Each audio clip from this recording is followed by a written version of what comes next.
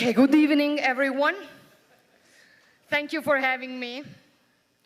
My deepest gratitude goes to Chairman John Rogers, President Frederick Kemp, the entire Atlantic Council for this distinguished recognition I am very proud of. And I thank Elon for the beautiful words that he had for me and for his precious genius for the era in which we live. I have put a lot of thought into how to present tonight's speech. Initially, I thought of emphasizing the pride I still feel as the first woman to serve as Prime Minister in a nation as extraordinary as Italy, or about the effort the Italian government is doing to reform its country to make it once again a protagonist of the geopolitical chessboard. I could have talked about the inseparable bond that unites Italy and the United States, regardless of the political beliefs of the respective governments, a bond witnessed here by the many friends of Italian origin, representatives of a community that for generations has contributed to making America stronger. Or I could have talked about foreign policy in a time dominated by chaos in which Italy stands firmly alongside those who defend their freedom and sovereignty, not only for it is right to do so, but also because it is in the interest of Italy and the West to prevent a future in which the law of the strongest prevails. As a politician, you basically have two options: being a leader or a follower, to point a cursor or not, to act for the good of your people or to act only driven by polls. Well, my ambition is to lead and not to follow. Yeah. Tonight, in any case, I want to offer you a different perspective. Let me start by mentioning an op-ed recently published in the European edition of Politico.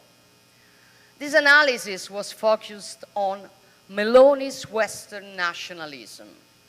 The author, which is called Dr. Costantini, argues that my political belief is in what might be called Western nationalism, a thought which at its heart embodies the survival and renaissance of Western civilization, which according to Costantini is new to the European scene.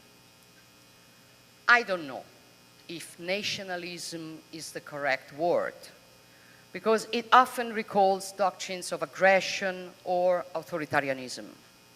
However, I know that we should not be ashamed to use and defend words and concepts like nation and patriotism, because they mean more than a physical place. They mean a state of mind to which one belongs in sharing culture, traditions, values. When we see our flag, if we feel proud, it means that we feel the pride to be part of a community and that we are ready to do our part to make its fate better. Well, for me, the West is more than a physical place. By the word West, we do not simply define countries by specific geographical location, but as a civilization built over the centuries with the genius and sacrifices of many. The West is a system of values in which the person is central, men and women are equal and free, and therefore the systems are democratic. Life is sacred, the state is secular, and based on the rule of law. I ask and wonder to myself and to you, are these values of which we should be ashamed of?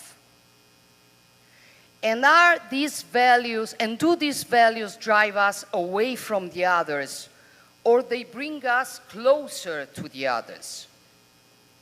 As West, I think we have two risks to counter.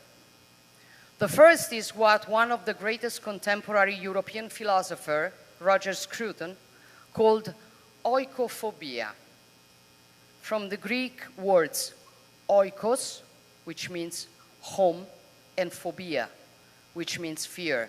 Kyriakos, this is my personal tribute to your award tonight, okay?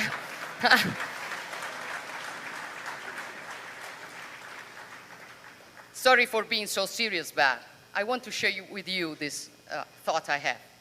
Oikophobia is the aversion to one's home, a mounting contempt, which leads us to want to violently erase the symbols of our civilizations in the US as in Europe. The second risk is the paradox that while on the one hand, the West looks down on itself, on the other hand, often claims to be superior to the others. The result is that the West is in danger of becoming a less credible interlocutor. The so-called Global South is demanding more influence. Developing nations that are by now largely established there are autonomously collaborating among themselves. Autocracies are gaining ground on democracies, and we risk looking more and more like a closed and self-referential fortress. In Italy, to reverse this course, we decided to launch, for example, the Mattei Plan for Africa, a model of cooperation based on equal footing to build a new long-term partnership with African countries. For yes, crises are multiplying in the world, but every crisis hides also an opportunity, for it requires to question oneself and to act. Above all, we need to recover awareness of who we are. As Western peoples, we have a duty to keep this promise and seek the answer to the problems of the future by having faith in our values. A synthesis born out of the meeting of Greek philosophy, Kyriakos, Roman law, Christian humanism. In short, as my English professor, Michael Jackson, used to say, I'm starting with the man in the mirror. I'm asking him to change his ways. And no message could have been, and we know it, we know the song, guys.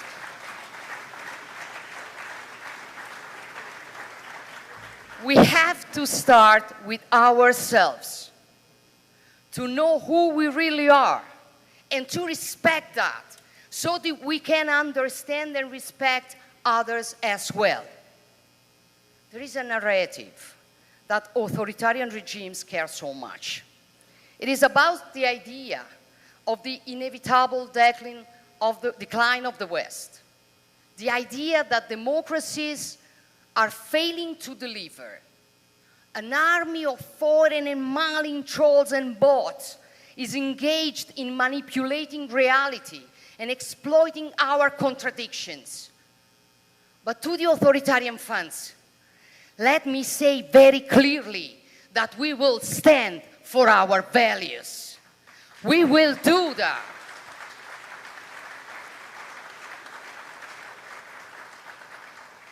President Reagan once said, above all, we must realize that no arsenal or no weapon in the arsenal of the world is so formidable as the will and the moral courage of free men and women. It is a weapon our adversaries in today's world do not have. I couldn't agree more. Our freedom and our values and the pride we feel for them are the weapons our adversaries fear the most.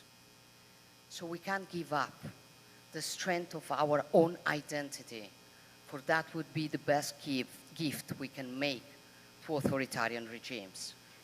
So at the end of the day, patriotism is the best response to declinism.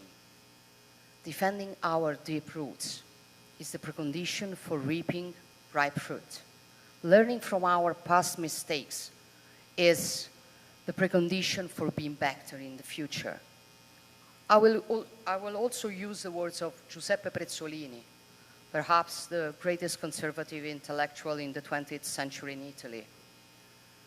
He who knows how to conserve is not afraid of the future because he has learned the lessons of the past. We know how to face the impossible challenges that this era confronts us only when we learn from the lessons of the past. We defend Ukraine, for we have known the chaos of a world in which the law of the strongest prevails. We fight human traffickers because we remember that centuries ago we fought to abolish slavery. We defend nature and humankind because we know that without the responsible work of humans, it is not possible to build a more sustainable future.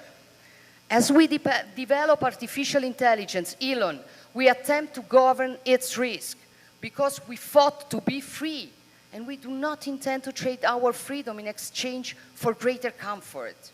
We know how to read these phenomena because our civilization has given us the tools.